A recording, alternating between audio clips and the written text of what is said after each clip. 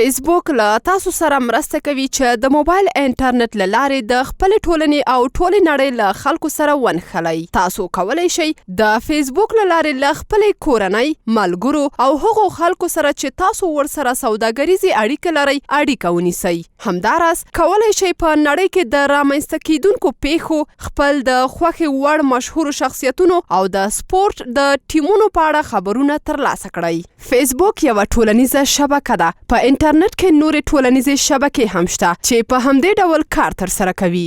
له کلمو، انځورونو او ویډیوګانو څخه په ګټې اخیستنې سره تاسو کولی شئ له یو شخص، ځانګړي ګروپ او یا په ټوله نړۍ کې له میلیونونو خلکو سره په اړیکه کې شئ. مګر تاسو باید وپوهیږئ چې فیسبوک عام دی او نور خلک ستاسو فعالیتونه ګوري. تاسې کولی شئ چې د موبایل یا د کمپیوټر د پلټنځای له لارې د www.facebook.com فیسبوک ته لاسرسی ومومئ. د دې لپاره چې ستاسو ملګري تاسو ومومي نو په فیسبوک باید حساب ولرئ. د حساب جوړولو لپاره خپل اصلي نوم، د زیږیدو نیټه، د موبایل شمیره او خپل جنسیت ولیکئ. وروسته خپل پټ کوډ وټاکئ او په خوندي ډول یې له ځان سره وساتئ. په پای کې د لیکلي پیغام او یا واتساپ له لارې د تاییدي ترلاسه شوی کوډ ولیکئ او فیسبوک ته ننوځئ. اوس باید تاسو خلک د ملګرو په توګه په فیسبوک کې اضافه کړئ. د ملګري نوم مو د پلټنې په برخه کې ولیکئ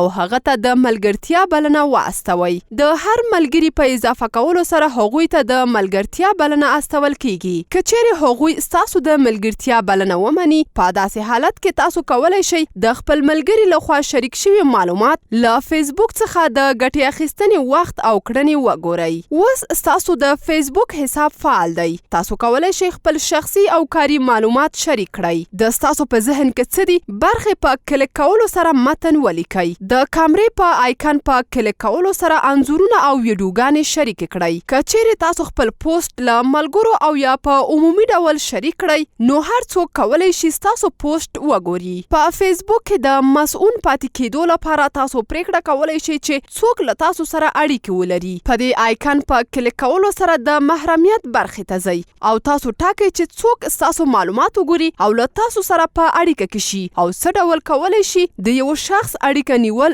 بند کړئ او همدارنګه هغه ونشي کولی چې ستاسو فیسبوکي فعالیتونه وګوري. که چیرې تاسو فیسبوک کاروئ نو تاسو باید له خپلې مخابراتي شبکې څخه انټرنیټ وپیرئ. په فیسبوک کې د ځانګړو فعالیتونو ترسره کول لکه د ویډیوګانو کتل، سندرو ته غوږ نیول، د انځورونو پوسټ کول او لیدل، د کومنټونو او شخصي معلوماتو د لیکلو په پرتله زیات انټرنیټ مصرفوي. د موبایل انټرنیټ له ملګرو، د کورنۍ له غړو او له نورو خلکو سره د اړیکو نیولو لپاره ډیره اسانتیا رامنځته کړې ده. ولې همدا نه آزموئ؟